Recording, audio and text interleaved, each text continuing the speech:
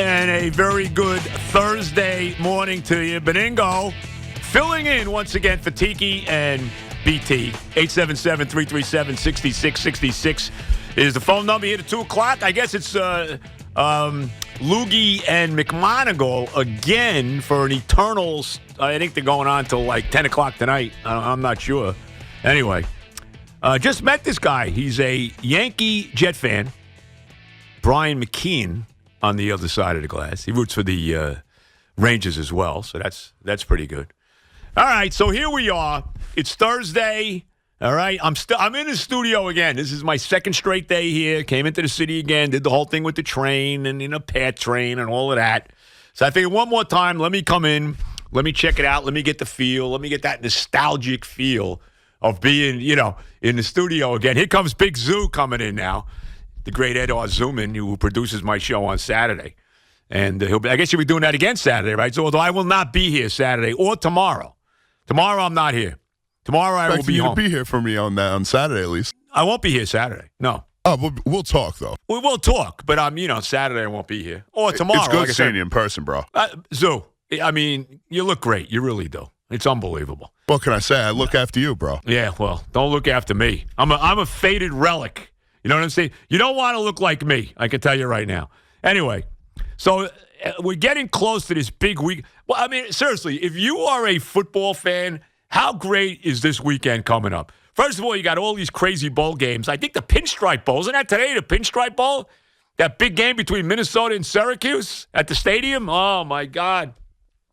But if you're a football fan, what's better than this weekend? You got all the NFL games on Sunday and, of course, Monday as well. You got a game tonight. You got the Titans and the Cowboys in really what's a completely meaningless game when you think about it, because the Cowboys are locked in to the fifth seed. They're not winning the division. They're 2 games behind Philadelphia. The nice win against them last week. Dak hit that 3rd and 30 pass to T.Y. Hilton and all of that. That was a good win for the Cowboys. But they're 2 games behind Philadelphia. Philadelphia should wrap it up this weekend against New Orleans at home. Wrap up, not only the division, but the home field advantage throughout the NFC playoffs. So Dallas is kind of locked in, and they're going to play whoever wins the horrific NFC South. Whether it's Tampa, whether it's the Saints, whether it's Carolina, they'll be playing them on the road. So they're kind of locked in.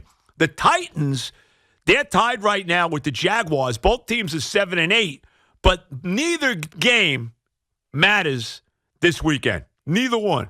Because both teams are 7-8, but they play each other on next week for the division title. So no matter what happens here, whether the Titans win or lose, it doesn't matter. The Jaguars play Houston in Houston, which I think is going to be a tougher game. Houston's actually has played pretty good football of late. We've seen it, and they beat the Titans last week, so they played well. They took Kansas City to overtime.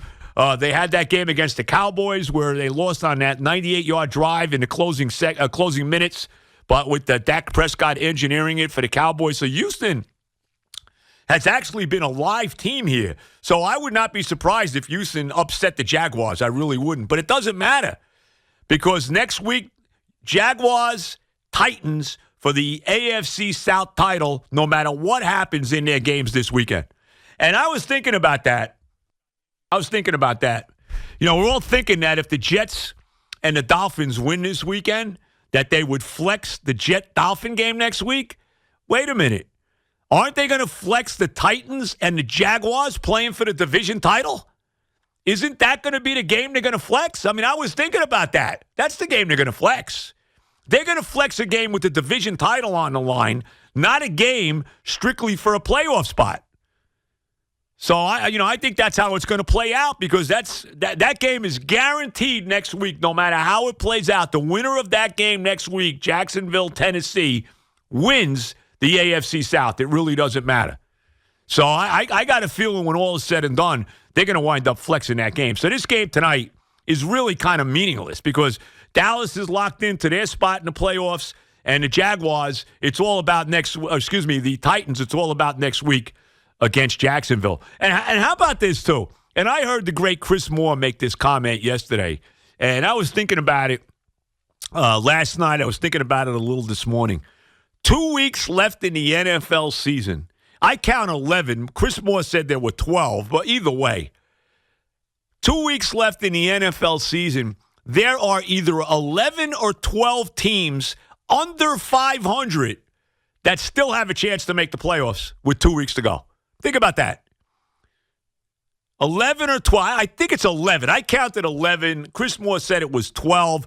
I'm not sure. Can Atlanta still win? Can they still win the division, Atlanta? They're 5-10. I don't think they can. I think it's 11 because you got the Jets and the Patriots who are both at 7-8. All right, so they're both alive to make the playoffs.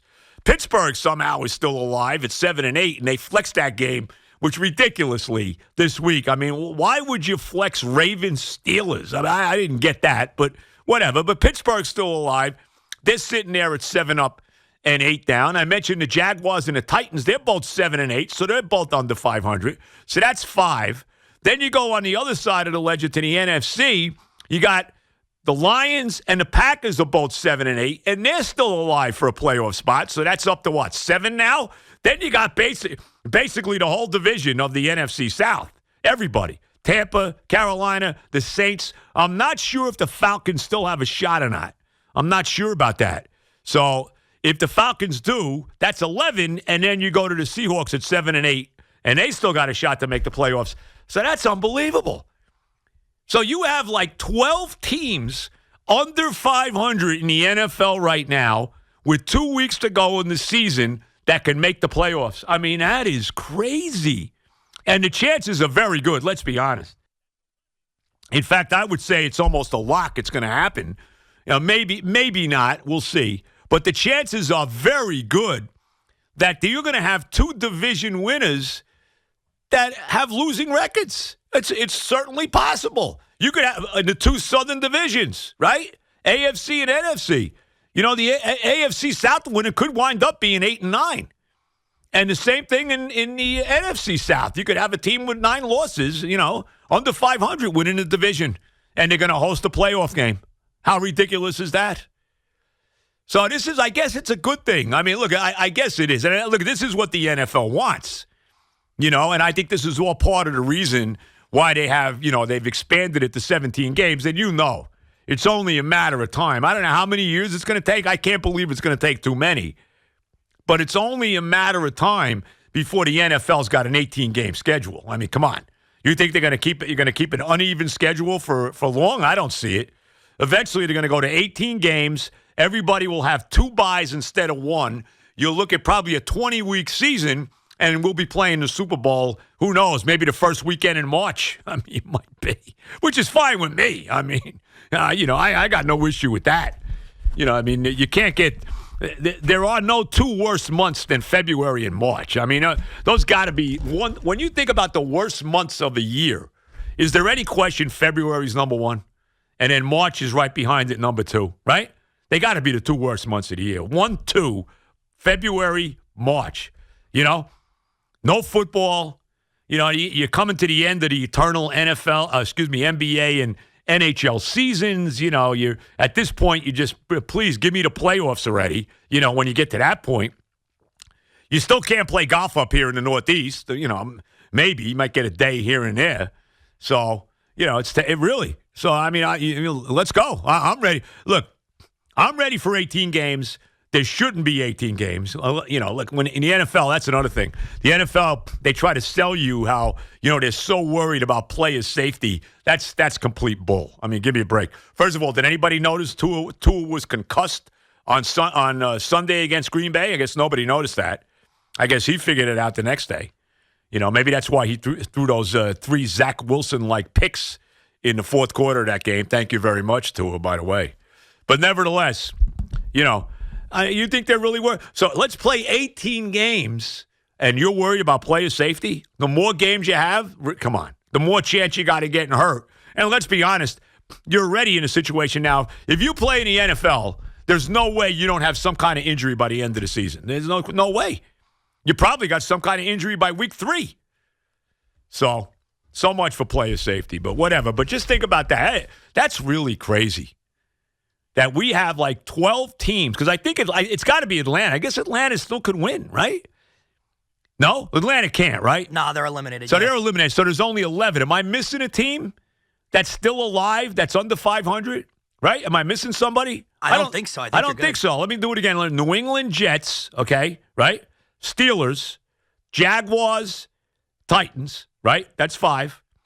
The 2 teams in the NFC North, Green Bay and the Lions, that's 7, right?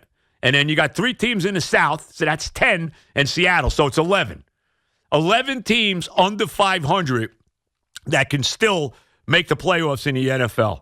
I mean, that is absolutely insane.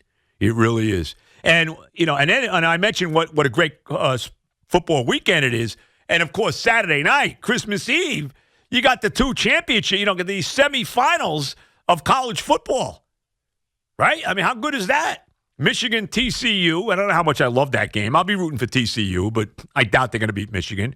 And then you got Ohio State, who, you can question whether or not they should be in there. That's a debate, but whatever, playing against Georgia. So, and then you got all the NFL games on Sunday. And then even Monday, you got a big game. You got Buffalo, Cincinnati on Monday. I know both of those teams are already in the playoffs, but, huge game as far as, winning divisions. I guess Buffalo's already won their division. Cincinnati's still up in the air because, remember, they got a game lead over the Ravens, but remember, they lost earlier in the season to Baltimore. So, the tiebreaker right now goes to the Ravens. So you even got a big game Monday night, Buffalo and Cincinnati. So what a tremendous football weekend it is. And if you're into all these, crazy other bowl games that there are, like I said, maybe you're pumped up today. I think it's 2 o'clock for the Pinstripe Bowl with Minnesota playing Syracuse. Maybe you're all jacked up for that game. I don't know.